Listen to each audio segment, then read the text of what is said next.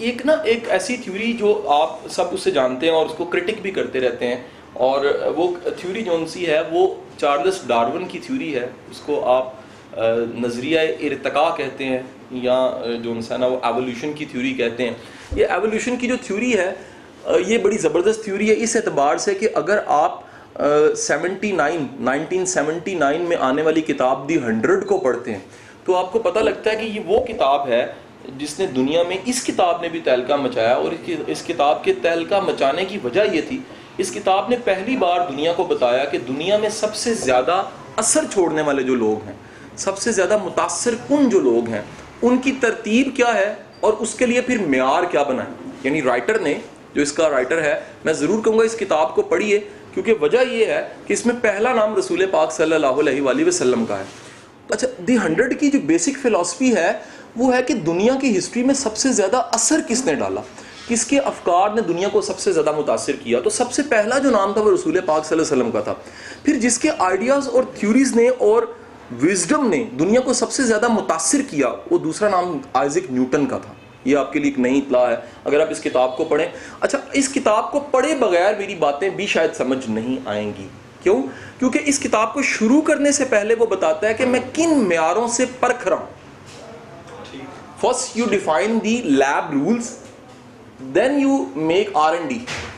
R&D करने से पहले आप कोई स्टैंडर्ड्स बनाते हैं, और वो स्टैंडर्ड्स बनाने के बाद आप क्या करते हैं, बताते हैं नंबर 1 ये, नंबर 2 ये। तो इस तरतीब में किसी शुरू के 20 को नंबर में चार्ल्स डार्विन का नाम भी आता है, और वो ये कहता है कि दुनिया की वो थ्योरीज और वो कंसेप्ट्स जिन्होंने दुनिया को बहुत ज़्यादा मुतासिर किया, उसमें चार्ल्स डार्विन की थ्योरी भी शामिल है, जो कि नज़रिया इर्तिका पे मुश्तमिल है। नज़रिया इर्तिका अगर आप पढ़ते हैं, आपने थोड़ी बहुत बायोलॉजी पढ़ी हुई है, मैट्रिक की या इंटर की, तो ये थ्योरी बेसिकली जिस पे सबसे ज़्यादा मुसलमान बरहम है, सबसे ज़्यादा इसको क्रिटिसाइज मुस्लिम्स में किया गया। और मज़े की बात यह है, मेरा सिर्फ एक एतराज़ है इस थ्योरी पे, मैं अपने ज़ाती राय तो नहीं दूंगा, लेकिन मेरा सिर्फ एक एतराज़ है कि इस पे जितना भी मुसलमानों का क्रिटिसिज्म है, ज़्यादातर उन मुसलमानों का क्रिटिसिज्म है जिन्होंने बायोलॉजी नहीं पढ़ी हुई। ये एक अलग डिबेट है। अच्छा, ये थ्योरी ये है कि जो दुनिया में चीज़ें हैं, अनवा हैं, वो अपनी बका के लिए खुद को बदलती हैं। अच्छा, हम हमेशा इस थ्योरी के कुछ नुकात को पढ़ लेते हैं और एक अहम तरीन नुक्ते को हमेशा इग्नोर कर जाते हैं। वो अहम तरीन नुक्ता ये, वो कह रहा है दुनिया में आज तक सर्वाइव सिर्फ उन्हीं का हुआ है जो फिटेस्ट है, बेहतरीन है, स्ट्रगलर है, एक्टिव है। अंडरस्टैंड? स्ट्रॉन्गर का कोई कंसेप्ट नहीं दिया उसने सबूत क्या दिया उसने सबूत दिया कि जो डायनासोर थे, डायनासोर्स बहुत ताकतवर थे, लेकिन उनसे इतने ताकतवरों से ज्यादा कई चीजें ज्यादा सरवाइव कर गई हैं। यानी डायनासोर का दुनिया में कोई वजूद भी नहीं रहा, लेकिन वो कहता है कि कुछ चीजें डायनासोर से ज्यादा सरवाइव कर गई हैं। उसकी बेहतरीन मिसाल कॉकरोच है। अगर कॉकरोच को साइज और चीजों के एतबार से देखो तो उसकी कोई वैल्यू नहीं है, लेकिन अगर सरवाइव करने के एतबार से देखो तो दुनिया की अगर तारीख पढ़ी जाए बायोलॉजिकल, तो ये हजारों साल से मौजूद है इस हस्ती पे। Understand not? ये सारी की सारी जो मैंने थ्योरी बयान की है, ये चार्ल्स डार्विन की थ्योरी है। और चार्ल्स डार्विन की जो थ्योरी मैंने आपके सामने रखी है, इस थ्योरी की अगली खास बात जो सी है वो ये है कि ये बात तो करती है अनवा के फिजिकल ग्रोथ की, अनवा के फिजिकल तब्दीली की। ये बात करती है कि किसी तरह कोई भी जो नौ है, कोई भी जो चीज़ है, वो फिजिकली कैसे अपने आप को फिटेस्ट करके सर्वाइव करती है। अंडरस्टैंड नॉट जी? जो हमारा आज का सेशन है, इसमें जो इर्तिका की बात की जा रही है, फिक्री इर्तिका है। फिक्री इर्तिका का मतलब ये है कि लोगों की सोचें वक्त के साथ साथ डेवलप होती हैं। अच्छा, एक सवाल, क्या होती हैं या नहीं होती? ये सेशन है आज का। और अगर नहीं होती तो क्यों नहीं होती, और अगर होती हैं तो क्यों होती हैं, और अगर हो नहीं रही तो क्या करना चाहिए? अंडरस्टैंड नॉट जी? मैं अपना थीम क्लियर कर चुका हूं जी। हमारा थीम बेसिकली ये बना है कि लोगों की फिक्री ग्रोथ होनी चाहिए, सोच की, मेयार की, स्टैंडर्ड्स की ग्रोथ होनी चाहिए, फिक्र सोच बेहतर होनी चाहिए। वक्त के साथ साथ फिक्री तौर पे इंसान को अपना आप डेवलप करना चाहिए। लेकिन अलमिया क्या है कि नहीं होता, या होता है, या क्यों नहीं हो रहा होता, ये हमारी आज की डिबेट है। अच्छा, मैं आपसे एक बड़ी मज़े की चीज़ शेयर ये करूं कि हमारा ये जो इंडो पाक है, इसका एक बहुत बड़ा डायलमा ये है कि यहाँ पर सोशल स्टैंडर्ड्स बहुत ज़्यादा हैं। अंडरस्टैंड नॉट जी? सोशल स्टैंडर्ड्स क्या होते हैं? समाजियाती म्यार। मैं कि अभी तो इम्पोज की तरफ मोहतरमा नहीं गया, मैं बता रहा हूँ बहुत ज़्यादा, वो सारे इम्पोज किए जाते हैं। मैं तो समाज को छोड़ो, दुनिया का हर स्टैंडर्ड इम्पोज किया जाता है।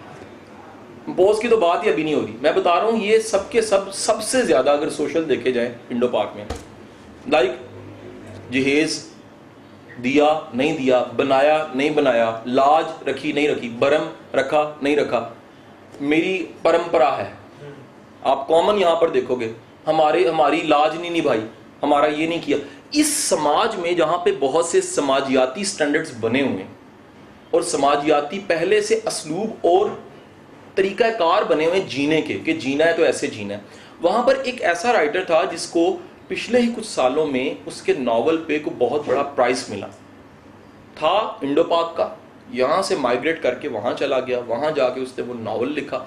नावल का नाम तो ज़रूरी नहीं है यहाँ पर, एक मुताज़ा सा नावल था, लेकिन उस नावल की ख़ास बात यह कि जब उस बंदे का किसी ने इंटरव्यू लिया और इंटरव्यू लेके पूछा कि अगर तुम यहाँ पर होते बरे सगीर में तो क्या कर रहे होते, यानी आज तो तुम्हारा बुक में नाम आ गया और इतना बड़ा तुम्हें अवार्ड मिल गया, उसने कहा मैं अपनी बहन का जहेज़ तैयार कर रहा होता। बताने का मकसद ये है, हमारी एक बड़ी ज़िंदगी फ़िक्री इर्तिका की बजाय उन मसाइल में गुजर जाती है जो फ़िक्री इर्तिका को वैसे ही रोक देते हैं। आपको मेरी बात समझ आई कि नहीं आई? लाइक मिसाल लीजिएगा, हमें आधी ज़िंदगी क्या बड़ी ज़िंदगी कैरियर बनाने में लग जाती है।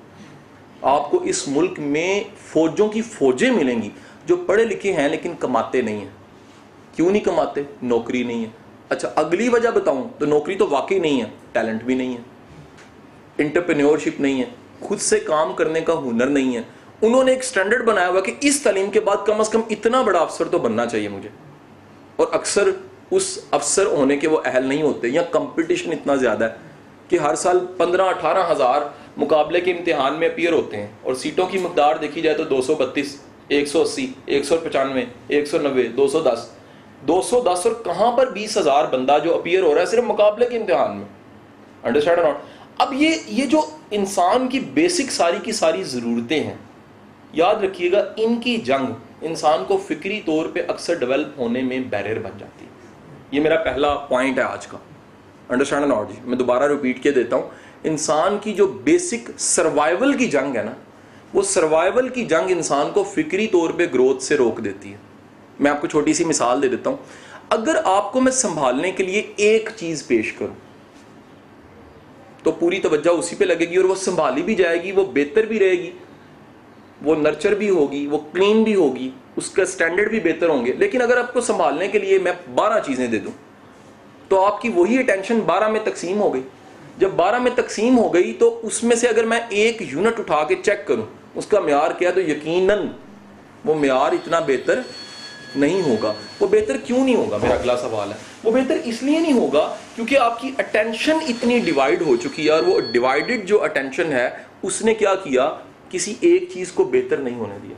जैसे वो कहा जाता है कि यार 10 काम बेहतर करने की बजाय तुम एक काम पकड़ो, उसको बहुत बेहतर कर। समझे कि नहीं?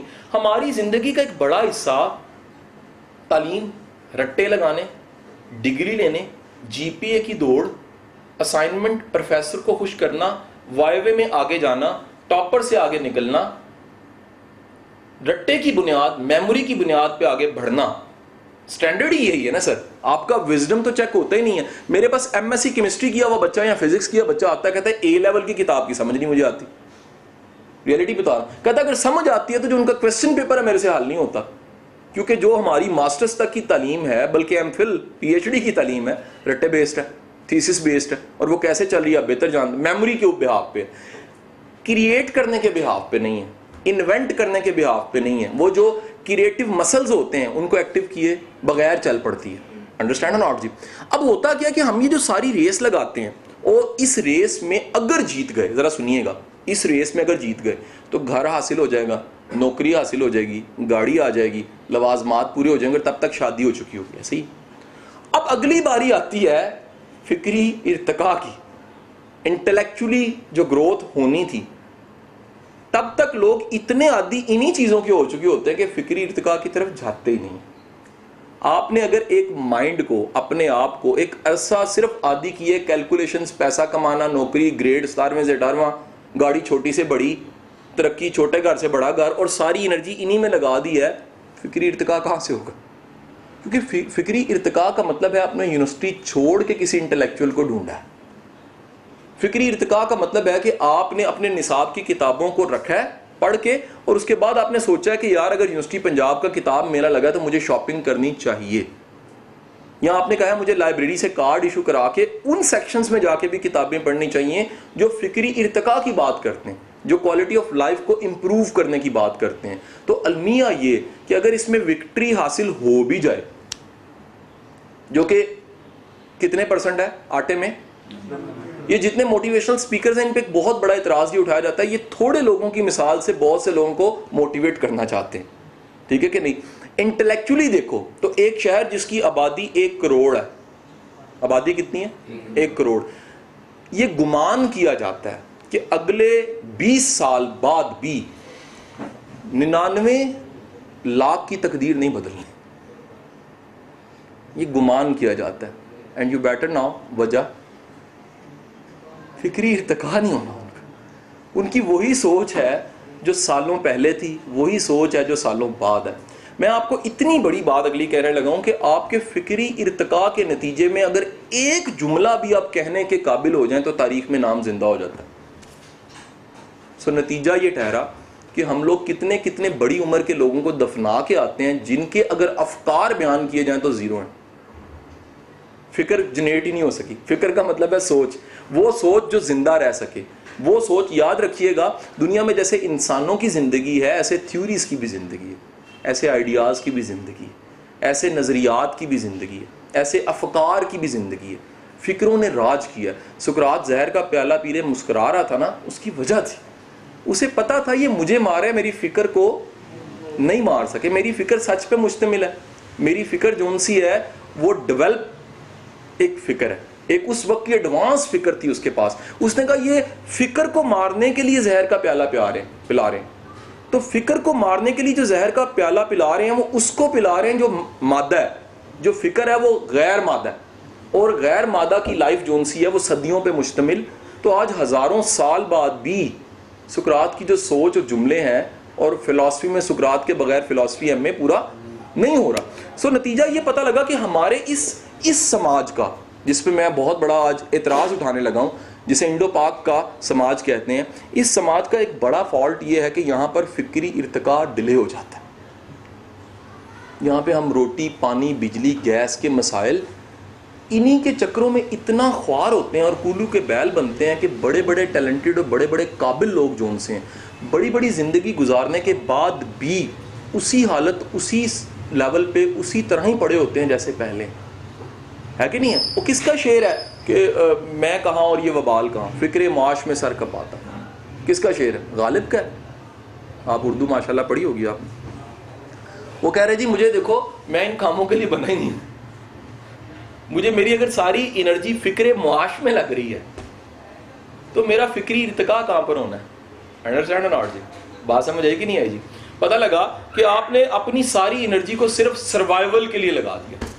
वो सर्वाइवल क्या है? रोटी, कपड़ा, मकान, छत, गाड़ी, बैंक बैलेंस, सर्वाइवल, सेफ्टी, सारी एनर्जी आपने उस पर लगा दी। और उसके बाद यही वजह है, जब ये बात मैं कहता हूँ तो लोग माइंड कर जाते हैं कि बड़े बड़े अमीर लोग इंटेलेक्चुअली डफर मिलेंगे आपको, क्योंकि पैसे का ताल्लुक इंटेलेक्ट के साथ है ही नहीं।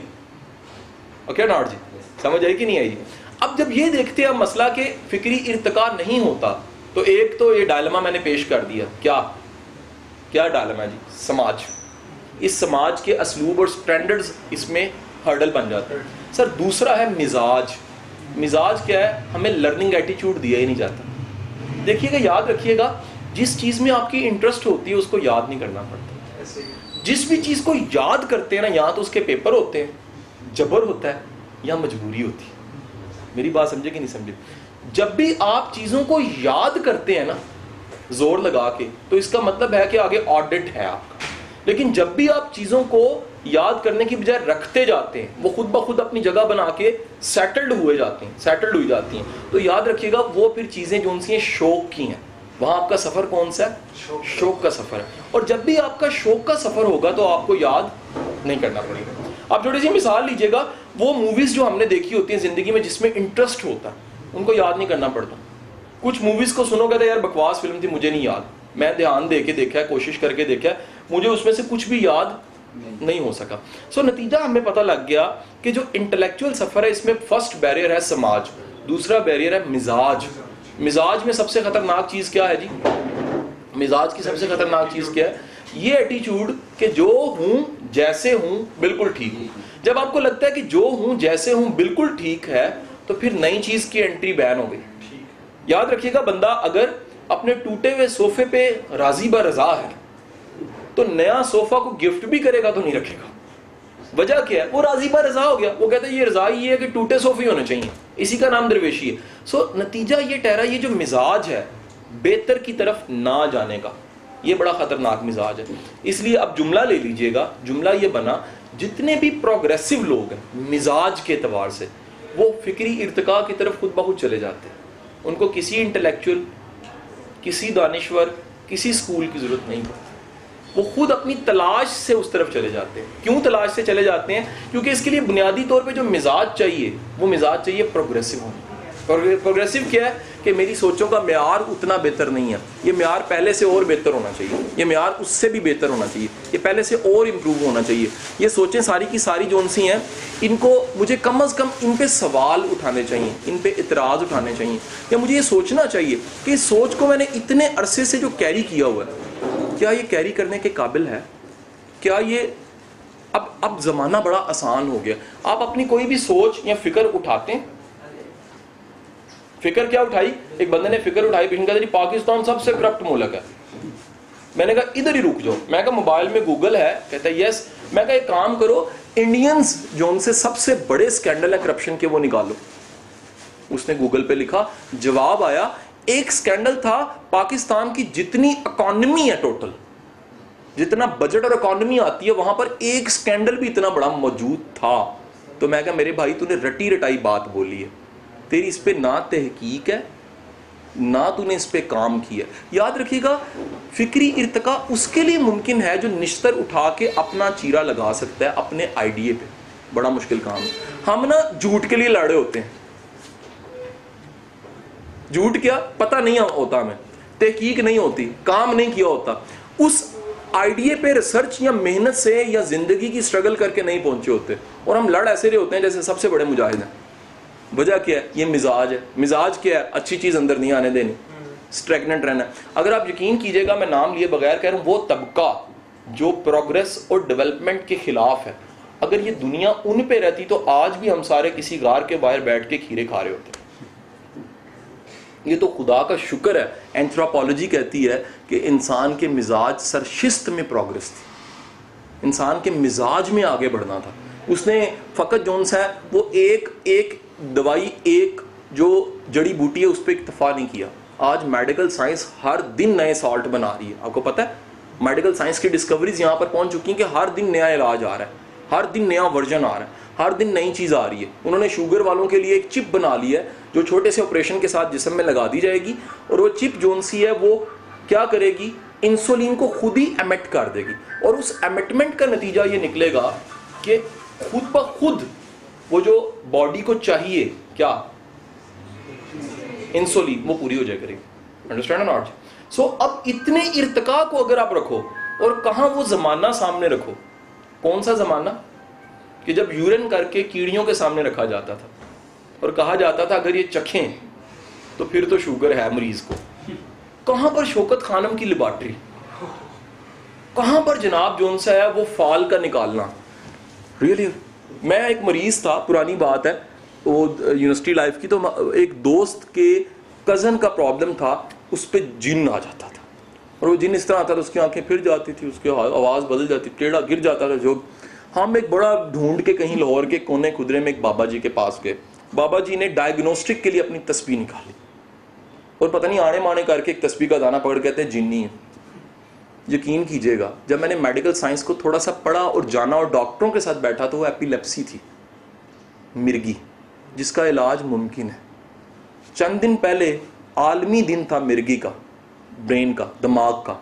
उस दिन सबसे ज़्यादा आर्टिकल ये सब छपे हैं कि इंडो पाक दुनिया के उन ममालिक में है जहां पर एपिलेप्सी का इलाज 2% लोग करवाते हैं गाँव में सिर्फ। वो सारे कहते हैं ये दम से ठीक होगा, बंदा मर जाता है, ठीक नहीं होता। वजह क्या है? उनका बिलीव लेवल, फिक्री इर्तिका इतना अभी तक पहुंचा है। वो डायग्नोस्टिक अभी भी तस्बीह पे बैठे हुए हैं। अगर कुछ पुक के तस्बीह का दाना पकड़ा जाए, जो निकलेगा टोटल करेंगे, ओड है कुछ है, इवन है कुछ है। और आज उसका एक सिंपल सा टेस्ट जोन सा EEG, वो बताता है कि ब्रेन की फ्रिक्वेंसी अगर ये है तो एपिलेप्सी है, अगर नहीं है तो नहीं। अंडरस्टैंड है नॉट जी? सो बताने का मकसद ये है कि जब भी एक बंदा सवाल उठा सकता है अपने आइडिया पे, क्या ये गलत नहीं है, क्या ये गलत तो नहीं है, क्या ये रियलिस्टिक है, क्या वाकई ये डर है, क्या वाकई ऐसा होता है जो चीज़ें मैं सोचता हूँ, तो यकीन कीजिएगा उसका फिक्री इर्तिका खुद ब खुद होने लग पड़ता है। अब लास्ट एक असाइनमेंट देके मैं इस लेक्चर को यहाँ ख़त्म करूँगा और चंद सवाल ले लूँगा। लास्ट असाइनमेंट ये है कि मेरे भाई अपने वो अफकार, अगर फ़र्ज़ करें आपको मौका मिले, फ़र्ज़ करते हैं कि आप तसनीफ़ किताब लिखें और अगर आपको 8-10 सफ़ों की किताब लिखनी पड़े तो कोशिश कीजिए 8-10 सफ़ों की डायरी लिख मारिए और कुछ अरसे बाद, कुछ माह बाद अपने अफकार को पढ़िए। खुदारा इस लेक्चर के मुतासिर शुदा अफकार को ना लिखिएगा, अपने अफकार को लिखिएगा। एक होता है जो ट्रेनरों से सुना होता है, हम समझते हैं हमारे अफकार हैं, आपके अफकार वो जो आप सोचते हैं ज़्यादातर, वो अफकार को लिख मारिए। मैं यकीन से कहता हूँ आप अपने अफकार पे खुद एतराज़ उठाएंगे। एतराज़ क्या उठाएंगे? आपको लगेगा यार ये एतराज़ के काबिल है, वैलिड नहीं है, यार ये तो ऐसे है ही नहीं। यही वजह है, ये जो आपने सुना हुआ है कि जो लोग डायरी लिखते हैं वो जल्दी डेवलप हो जाते हैं। वो डेवलप इस वजह से होते हैं कि उनका फिक्री इर्तिका, क्योंकि पिछली रिपोर्ट डायग्नोज होकर सामने पड़ी होती है, जब वो अगली रिपोर्ट सामने आती है तो पता लगता है इंप्रूवमेंट क्या हुई है और गलतियां क्या है। अंडरस्टैंड नॉट जी? तो जब आप अपने अफकार को लिख के उन पे एतराज़ उठाते हैं, सवाल उठाते हैं और उनको इम्प्रूव करते हैं, तो फिर यकीन मानिएगा आपका ये जो डेवलपमेंट और एवोल्यूशन का प्रोसेस है अफकार में, वो बड़ी जल्दी हो जाता है। बहुत शुक्रिया जी आपका। आपका कोई सवाल है तो मैं हाजिर हूँ उसके लिए। वेरी इंपॉर्टेंट, बहुत खूबसूरत सवाल। एक बात जरा सुनिएगा, और ये मसला जैसे मैं ये जवाब दूंगा ना, बड़ों को जवाब मिलेंगे। ये मसला बता रहा हूँ, मुझे बेशुमार काउंसलिंग केसेस में कॉल्स, मैसेज और फेसबुक मैसेज आते हैं जिसमें अगला कहता है मैं MPhil हूँ या मैं पढ़ा लिखा इंसान हूँ, लेकिन मेरा देखिए मेरे से मसला हल नहीं हो रहा। Understand not? अच्छा, वो मसला ज़्यादातर क्या होता है? सिलेक्ट करने का, चूज़ करने का, डिसीजन लेने का और प्रायोरिटीज़ को सेट करने का। अब अगली बात सुनिएगा, रट्टे लगाने में, नंबर लेने में, GPA में कहीं भी लाइफ का टॉपिक आया ही नहीं था। नुकसान क्या हुआ? आपको पढ़े लिखे जाहिल बेशुमार मिलेंगे। इस सोसाइटी में इतने इतने बड़े मेयार के जोन से जाहिल मिलेंगे, आप हैरान हो जाएंगे। डिग्री बहुत बड़ी है और अगर उनका चेक किया जाए क्या, इंटेलेक्चुअल लेवल। अच्छा याद रखिएगा, अब एक सवाल इसमें, ये इंटेलेक्ट काम कहाँ आता है? इंटेलेक्ट जिंदगी गुजारने में काम आता है। बात ही समझ आई? इंटेलेक्ट आपको सिखाता है जिंदगी गुजारनी कैसे, फैसले करने कैसे, डिसीजंस लेने कैसे, कामों को बेहतर अंदाज में कैसे करना, नताइज बेहतर कैसे देने, रिजल्ट्स कैसे इंप्रूव करने, अपनी जिंदगी को मौसर जिंदगी कैसे बनाना, जिसे आप कहते हैं इफेक्टिव लाइफ। ये इर्तिका का नतीजा है। अच्छा, एक और बड़ी मजे की बात बताऊं कि ये जो आप बता रहे हो कि इसका फिर हल क्या है। पहली बात तो ये है कि अगर एजुकेशन के साथ साथ आप जिंदगी को अच्छे तरीके से टैकल नहीं कर रहे तो ये निशानी है कि आपका फिक्री इर्तिका नहीं हो रहा। बात समझ आएगी नहीं है? मैं बेशुमार लोगों को देखता हूँ, जरा ध्यान से सुनिएगा, जो पिछली दफ़ा मुझे फ़ोन करते हैं, रो रहे हैं, क्या हुआ है सर, ये मसला है और मैं ये रो रहा हूँ। मैं कहता हूँ ये हल है, इस तरह कर दो। हल मिल गया, उस वक्त वो ठीक हो गए। 2 महीने बाद फिर कॉल आई, रो रहे हैं, वही मसला है, फिर रो रहे हैं। इसका मतलब ये है फिक्री इर्तिका नहीं। उसने बर्फ़ की डली को इलाज समझा था। वो क्या था कि थोड़ी सी नसीहतें मैं कासिम साहब ने की तो मैं ठीक हो जाता हूँ, वो थी बर्फ़ की डली।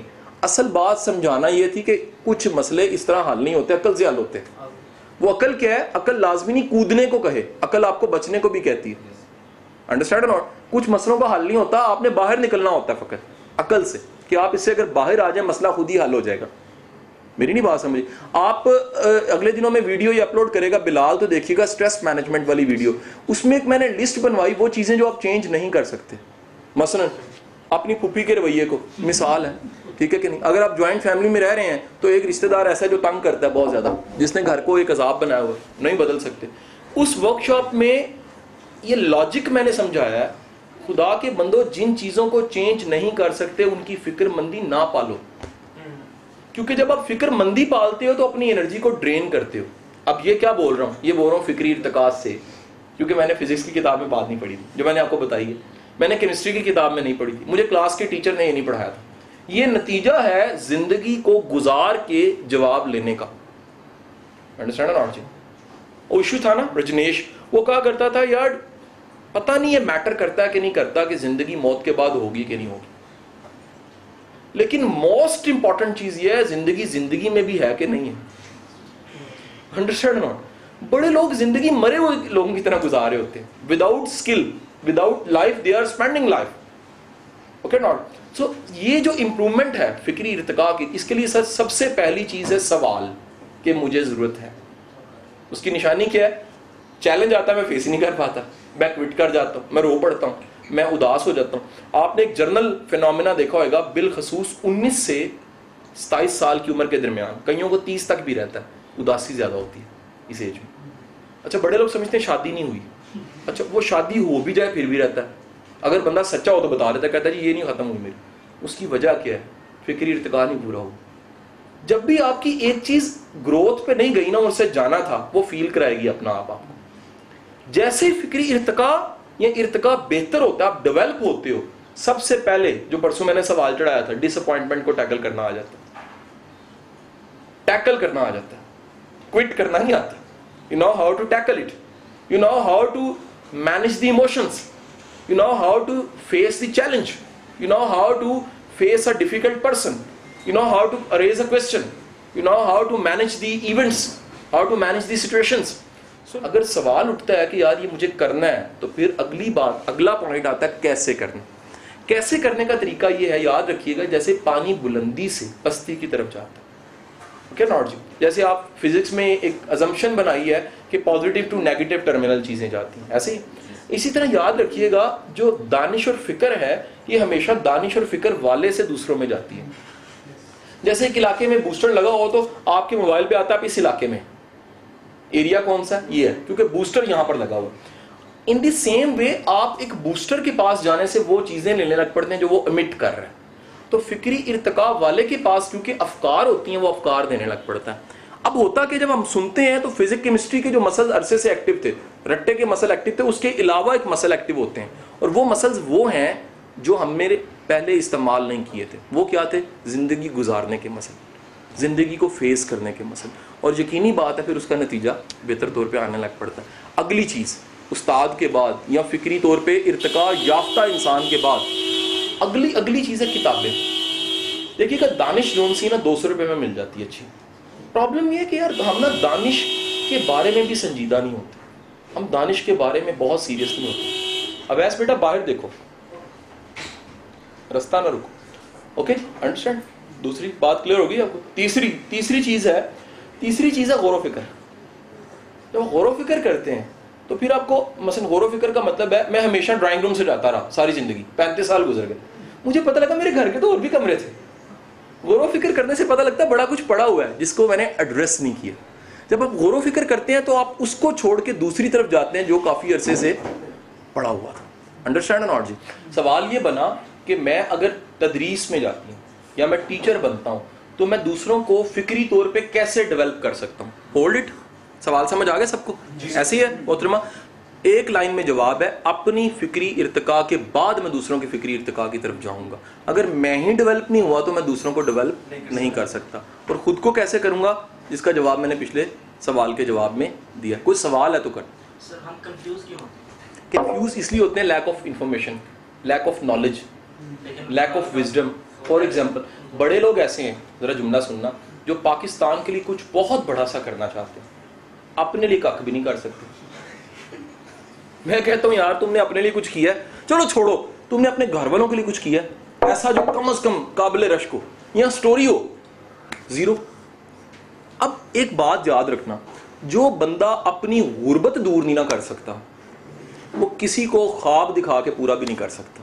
इसका मतलब है ये जिंदगी के बड़े बड़े 4-5 मसले हैं, जो अपने अपने 4-5 बड़े मसले हल नहीं कर सका वो दुनिया के मसले हल नहीं कर सकता। फिक्री इर्तिका तो उससे आगे की बात है। अब अगली असाइनमेंट ये है कि आप हायरार्की जरूर पढ़िए मैस्लो की। मैस्लो की गूगल सर्च कर लीजिएगा, मैस्लो हायरार्कीज। मैस्लो कहता है कि बड़ी दुनिया सिर्फ सर्वाइवल के लिए जी रही है। बड़े थोड़े से लोग होते हैं जो फिक्री इर्तिका की तरफ जाते हैं, जो इंटेलेक्चुअली साउंड होते हैं। ये वो लोग होते हैं जो कहते हैं या तो उन्हें समझ ये सारी चीजें नीचे वाली पूरी कर जाते हैं एक, या परवाह छोड़ देते हैं। वो कहते हैं यार फिक्रे मुआश में सर खपाता हूं, मैं कहां और ये वबाल कहां, छोड़ो सारी चीजों को, असल चीज की तरफ जाएं जो टॉप पे पड़ी है, अगर नतीजा मेरी डेवलपमेंट है। अब ये बात ना पिछले दिनों बड़ी शानदार किसी ने सवाल की शक्ल में मेरे से की। सवाल ये था, उसने कहा सर अगर वाकई बंदा इंटेलेक्चुअली डेवलप हो गया तो उसके प्राइड की वजह क्या होगी? मैं कहा उसके प्राइड की वजह गाड़ी गड्डी घर पैसा मकान नहीं होगा, उसका विजडम उसकी बहुत बड़ी विक्ट्री होगी।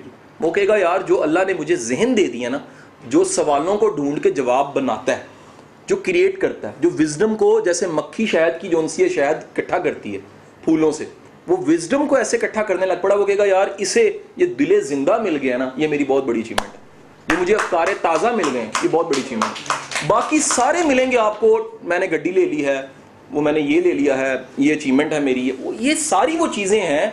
इसलिए मैं कहता हूँ अपने छत पे चढ़ के ना, आप जिस इलाके में रहते हैं इर्द गिर्द देखें तो करोड़पति आपको करोड़ों लाखों मिलेंगे। नहीं यकीन आता, ये इस छत पे चढ़ जाओ, ये गुलशन रावी है, यहाँ एक भी घर करोड़ रुपए से कम नहीं है। DHA चले जाओ, करोड़ से कम घर ही नहीं है। छत पे चढ़ के इशफाक अहमद ढूंढना, पूरे मुल्क में एक मिलेगा। छत पे चढ़ के वासिफ अली वासिफ ढूंढना, पूरे मुल्क में एक मिलेगा। छत पे चढ़ के कोई बड़ा कॉलमिस्ट ढूंढना, पूरे मुल्क में एक मिलेगा। सो नतीजा मिला कि करोड़पति बनना पुत्र बहुत आसान है, दानिश्वर बनना बहुत मुश्किल है। फिक्री इर्तिका के चंद लोग होते हैं, ये वो लोग होते हैं जिनकी अफकार, जिनकी सोचें, जिन्होंने मरना नहीं होता, जिन्होंने आगे चलना होता है। तो अगर आप उस तरफ चले गए तो फिर आप कायम भी होगे और दायम भी होगे। आपका बहुत बहुत शुक्रिया जी, बढ़िया।